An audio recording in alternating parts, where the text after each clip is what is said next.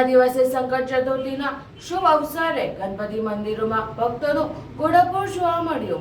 આજે સંકટની ચોટ વડોદરા શહેરના ભાવકાડે ગલીમાં ગણપતિ મંદિરોમાં આજના દિવસે સંકટ ચતુર્થીના શુભ અવસરે ભક્તોનું ઘોડાપુર જોવા મળ્યું હતું।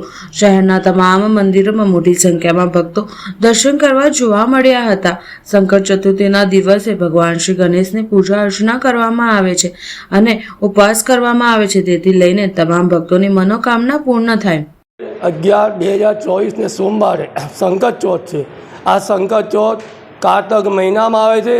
આ પૂનમથી અમાસ સુધીમાં પિતૃના દિવસો ગણવામાં આવે છે અને પિતૃઓ પણ કહે છે કે ગણેશ સર્વ વિઘ્નોનો નાશ કરનાર છે।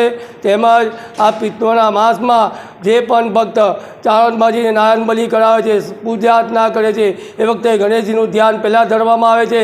તેમજ આપણે આજે આ મહાસંકટ ચોથના ચંદ્રદર્શનનો સમય 8:17 છે। તેમજ આ દિવસે જે પણ ભક્ત ગણેશજીની પૂજા અર્ચના અને મહાપૂજા કરે છે તેના અભિઘ્નો ગણપતિ દાદાની કૃપાથી નાશ થાય છે। કહેવાય છે કલો સૂર્ય ચંડી વિનાયકો, કલયુગમાં સૂર્યનારાયણ, ચંડી એટલે વિનાયક અને ગણપતિ અને કુળદેવી આ તમને તત્કાલ ફળ આપે છે।